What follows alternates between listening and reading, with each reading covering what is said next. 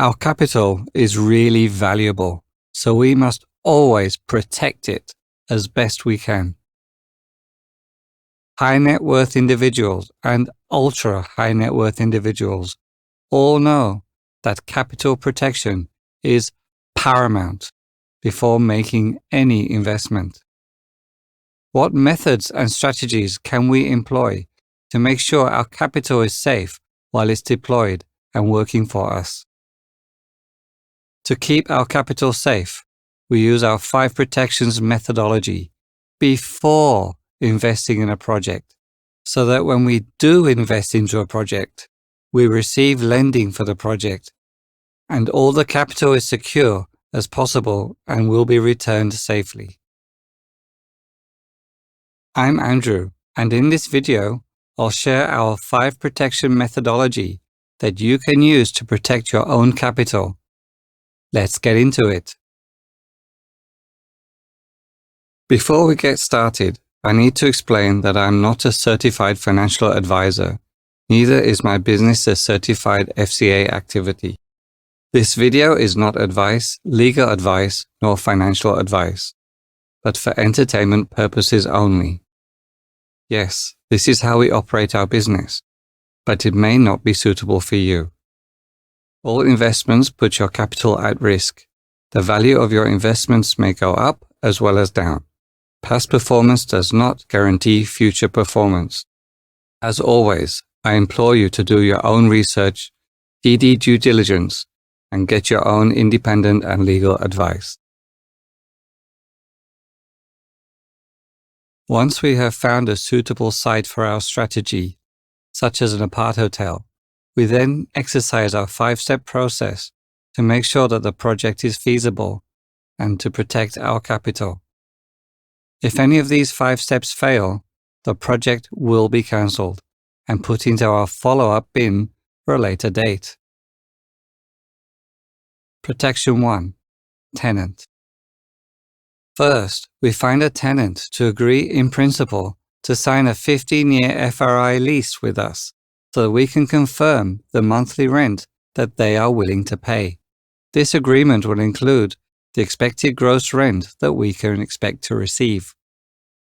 If no tenants want to sign an outline agreement for our building, then we won't proceed to step 2, nor build it. Protection 2. Stage 3 finance. Once we have an agreement for the gross rent, we can now calculate the GDV, i.e. the final value of the project. We can take this valuation to a high street bank and ask them for a Stage 3 commercial mortgage. If the bank agrees with our valuation, they will offer an LTV, a percentage of the final value of the building that they are happy to lend us, and we will get a Stage 3 refinance DIP.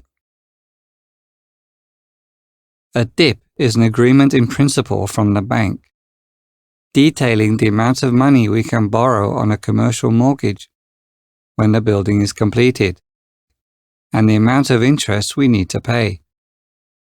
Before offering their DIP, the bank has already completed their own due diligence and market research to confirm the feasibility of this project. Without a DIP, we'll abandon this project. Protection 3. Builder. With our DIP, we have our maximum budget with which we can buy and build the project. We'll work with design and builders to get a quotation for their building work. They work on a design and build model with bonuses for completing the work on time and in budget. The budget is capped, so the chance of cost overruns is limited. If their tender, purchase costs, and professional fees all total up to less than the Stage 3 DIP, this means we have enough budget to complete the building successfully. If their tender is too high, we cannot complete the work within our budget, so the project is abandoned. Protection 4. Stage 2 finance. Now that we know the build cost, purchase cost, and professional fees, we can now apply to a company for a Stage 2 development finance.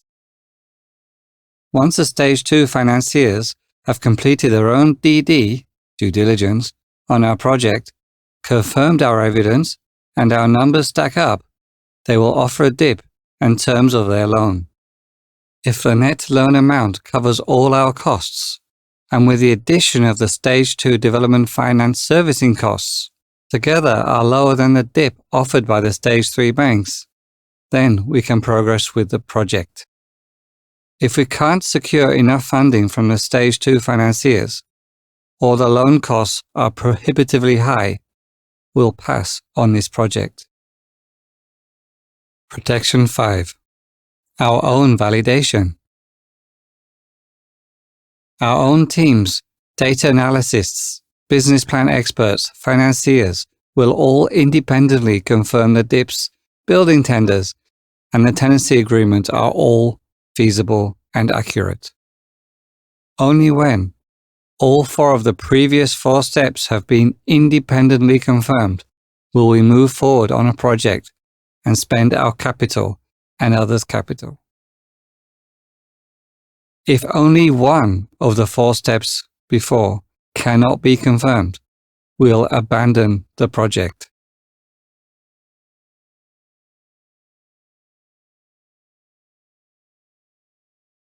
Only once all 5 steps are passed, we will start to acquire the site with either a purchase option, delayed completion, vendor finance, or outright purchase.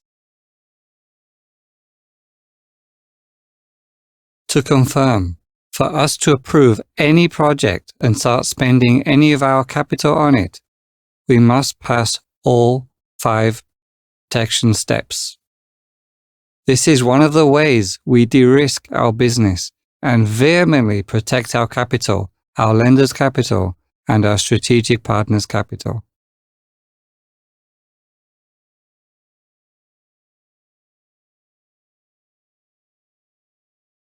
Thanks for the view, and if you found this useful, please like, share, and subscribe. For more information on real estate investing, check out our other videos. Links in the description.